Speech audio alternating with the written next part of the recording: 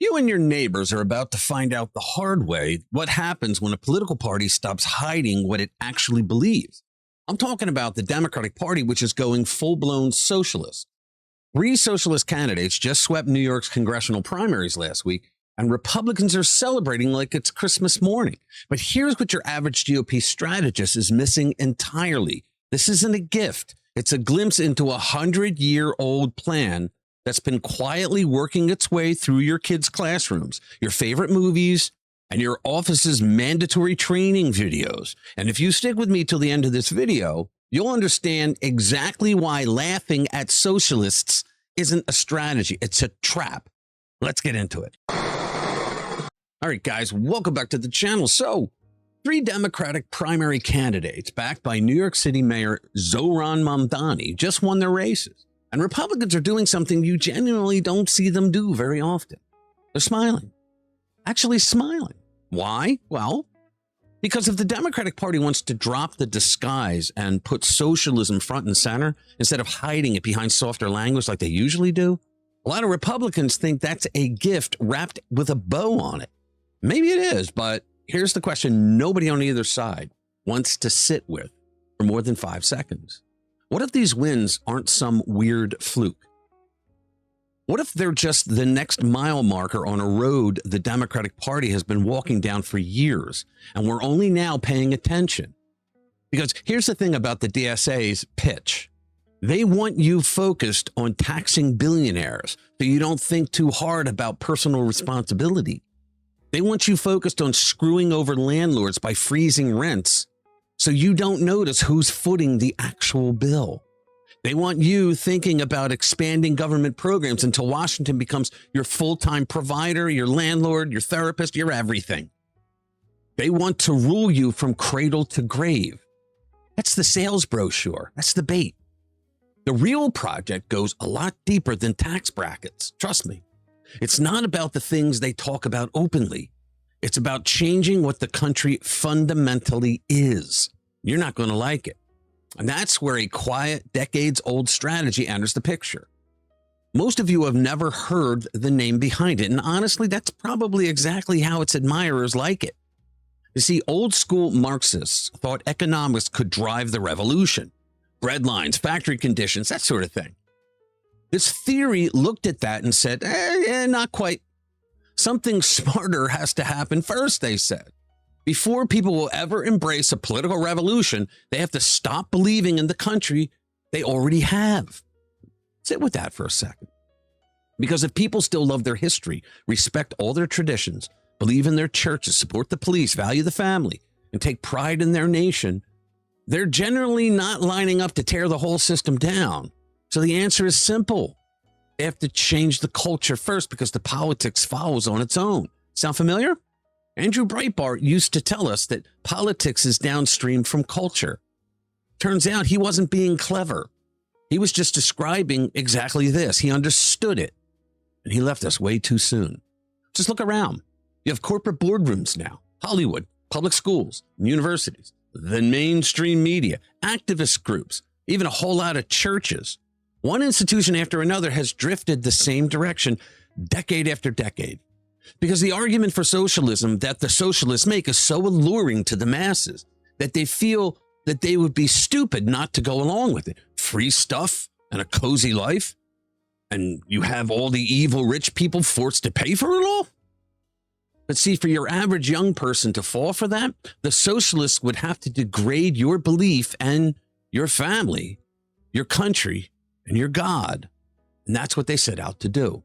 Suddenly, every debate isn't about policy anymore. It's about religion, law enforcement, family, borders, your American history. They toppled statues during the St. George Floyd riot. That's what the communists do everywhere. They want to know whether you're even allowed to love your own country without 3 legal disclaimers attached first. Then you actually look at what the Democratic Socialists of America put on paper, and folks, yikes. You're expecting like a few tax hikes, another $1 trillion spending bill. Oh, not for these Jacobins. They want to eliminate the United States Senate. They want to restructure the presidency. They want to change the structure of the Supreme Court, not just add add extra justices on, and you want to give broad blanket amnesty for up to 50 million illegals living in our country. And come on, don't tell me that you still believe there's only 11 million here when they claimed 11 million back in the 90s. You got to be a fool to believe that number today. I mean, they want you to believe that for every illegal that came over the border, one of them left. That's the only way you stay at 11 million for 3 decades. So please, instead of a tax hike, this is a teardown. They want to destroy our entire infrastructure, everything about this country, and rebuild it in their own way. And something at that scale doesn't happen through a polite committee vote. Trust me. It's hard to picture that kind of restructuring without force behind it somewhere down the line. It's like hiring a guy to fix your mailbox and coming home to find your entire neighborhood bulldozed because he decided cul-de-sacs were oppressive. We know that the radical left are violent people when they want to be. Now, can you imagine these Jacobins taking control of our police, our military? And here's where it gets even stranger. The Council on Foreign Relations, the CFR, is an establishment organization that nobody would accuse of being a socialist front. Well, they've been talking about that exact same culture before politics framework, specifically in the context of what they call post-Trump political future, which raises an uncomfortable question. Are the people screaming at each other on cable news actually reading from different playbooks or the exact same one? History doesn't make that question easy to brush off either. There's a long-running argument that powerful British financial interests backed radical movements over the decades, not because they wanted to live under socialism themselves, oh, God forbid, but because those movements made useful tools. You've heard that phrase, useful idiot. Think of liberals in Facebook groups. The funny thing about communism, the people funding it never seem to plan on standing in the breadlines themselves. They never shout, socialism, let's all starve together. No. Socialism is never for the socialists. It's for the people. If there's anything to that, today's culture war isn't new at all. It's an old strategy wearing a new outfit and yelling at you from a college quad. Now, hold that up against what Trump is actually selling. Trump talks about national sovereignty in a way that no other president has in modern times because he means it sincerely. Democrats hear that and they reach for the smelling salts. Trump wants American factories brought back after they were conditioned to go overseas for cheaper labor. Democrats would rather import the goods, export the jobs, and pat themselves on the back for the carbon footprint than schedule some seminar on why factory jobs were offensive in the first place. Trump wants us to have energy independence, something that is vitally important for the health of your nation. Well, the Democrats would rather shut down American drilling, buy oil from countries that genuinely hate us, and then lecture you about emissions on their way to the next climate summit on a private jet. Hypocrites. Trump wants trade policy that actually benefits American workers. Imagine that. The Dems still believe one more deal with people who have never once played fair is finally going to be the one that works, because the last several definitely did. One side is trying to preserve our American system. The other treats the Constitution like it's a terms and condition you scroll past just to get to click the I agree button. The latter folks have been conditioned by the Jacobins I'm talking about. Now, here's the mistake a lot of conservatives make, and I want to be honest about this. They think exposing socialism is the whole job. It isn't. It never was.